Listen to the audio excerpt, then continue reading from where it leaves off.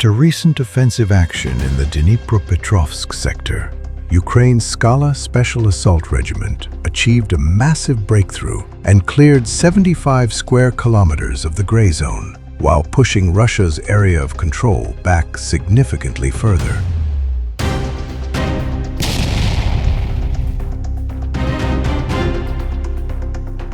The regiment reports that this is one of the most significant offensive operations by Ukrainian forces this summer. They report that Russian defenders in the sector have suffered a critical number of casualties, as well as losing several key deployment points and access routes necessary for their continued operations in the area.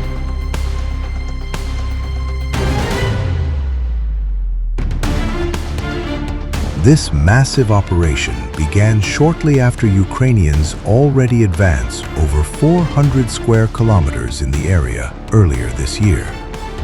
After Russian lines broke, their high command urgently redeployed a significant number of forces to halt the Ukrainian advances, one of which was the 120th Marine Infantry Brigade, along with even the full 90th Russian Tank Division, numbering an estimated total of over 30,000 enemy soldiers.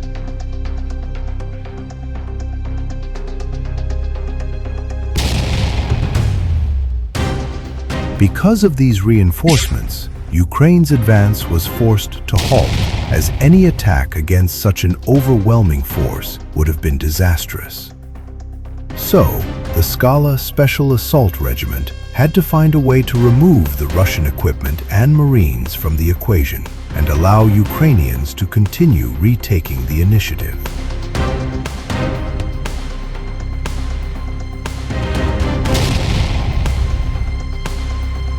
This is why Ukrainian drone operators started the 3-day-long Ashan operation, which was a larger, concentrated drone campaign aiming to destroy Russian heavy equipment, as you may remember from a previous report.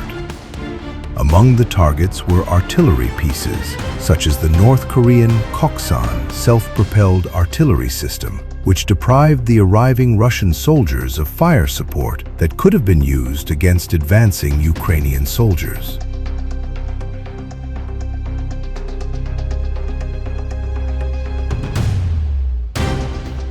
After that, Ukrainian drones started targeting armored personnel carriers, which reduced their mobility.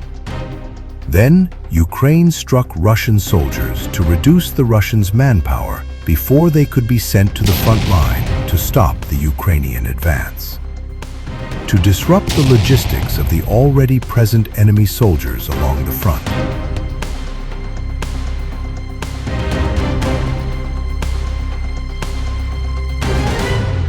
Ukrainian operators struck multiple Russian military trucks as well, simultaneously denying supplies and reinforcements for the Russians.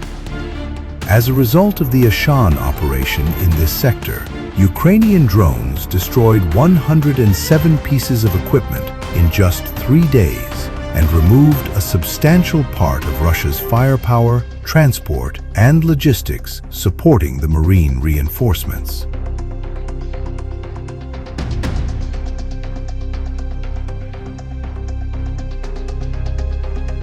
To defend their land-based logistical routes before advancing, Ukraine has installed 42 kilometers of anti-drone protection along roads in the Dnipropetrovsk region.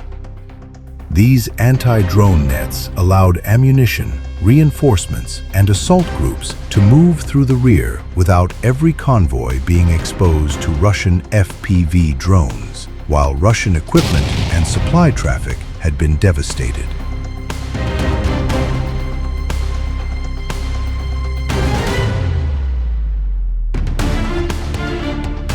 After these preparations, dozens of assault groups launched a simultaneous offensive from the Veliko-Mikhailivka area with round-the-clock drone support. The Skala Regiment first pushed through Ternivate and, after clearing it, moved towards the south, supporting the southern vector. Along this route, Ukrainian assault troops pushed towards Zaporizhzhia and secured the right flank of the attack towards Ternove. At the same time, Ukraine expanded the breach north of these villages and captured Sichneve. This allowed the Ukrainians to use it as a springboard and advance even further eastward and attack Malivka.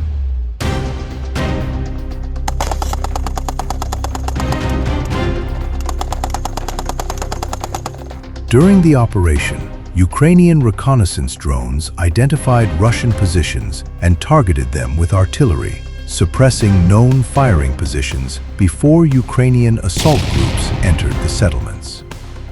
This attack was further supported by FPV drones, which struck Russian soldiers who tried to hide after the artillery barrage.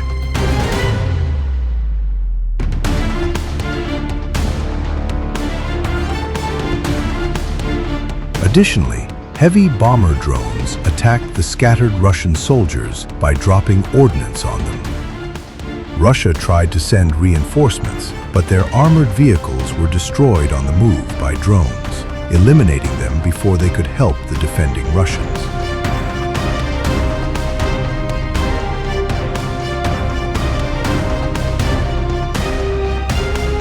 As a result of the attacks, Ukraine erased the Russian line as they advanced up to 10 kilometers into Russian-held territory, liberating 75 square kilometers. This enabled Ukrainian forces to extend the reach of their drone operations and establish fire control over key Russian logistics routes in this sector.